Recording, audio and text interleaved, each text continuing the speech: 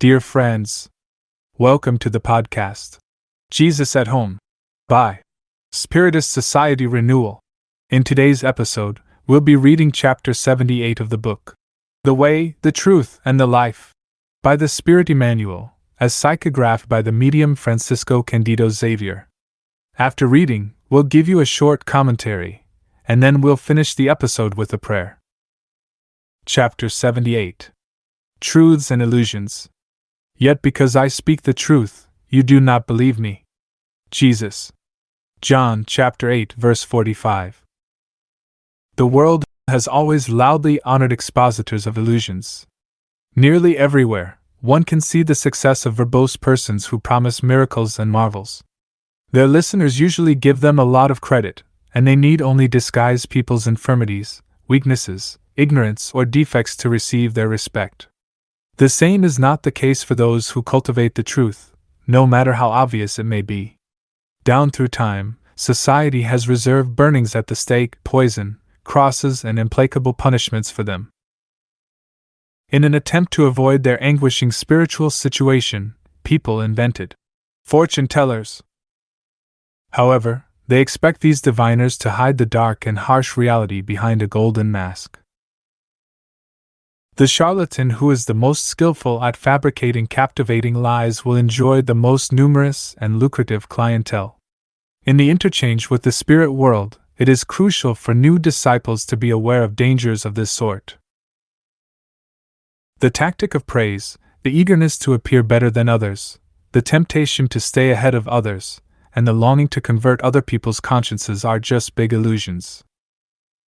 One must not believe in such things. It is more correct to grasp the fact that the work of enlightenment is hard and begins with the effort of self-regeneration. Friends of the truth are not always accepted. They are usually considered fanatical or deceitful, but in spite of everything, for our own happiness, we must heed the truth while there is still time. To interpret the message, we will read an excerpt from item 8 of chapter 21 of The Gospel According to Spiritism. Nevertheless, be mistrustful of honeyed words, be mistrustful of the scribes and Pharisees who pray in public places clothed in long tunics.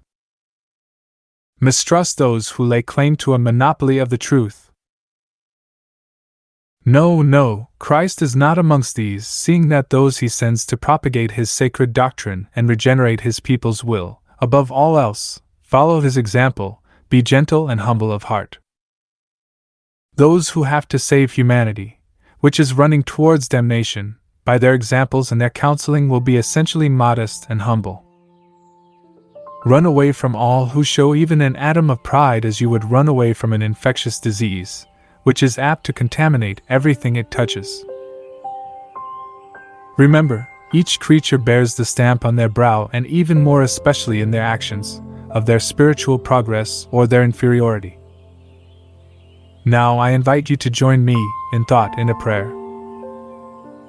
Our Father which art in heaven, hallowed be thy name. Lord, give us the necessary strength to resist all impulses towards evil which will try to divert us from the path of goodness by inspiring us with bad thoughts. Each imperfection is an open door to their influences, just as they are powerless and give up any attempt against perfect beings. We are only unable to get rid of them as long as we do not put up a decided and unshakable desire for goodness, together with total renunciation of all evil. Therefore, it is against ourselves that our strength must be directed, and if we do this, the bad spirits will naturally leave us, since it is the evil which attracts them, whereas goodness repels them. Dear Lord, uphold us in our weakness, inspire us through the voices of our guardian angels and the good spirits, with the desire to correct our imperfections so that we may prevent access to our soul by the evil spirits. So be it. Until the next podcast, Jesus at Home.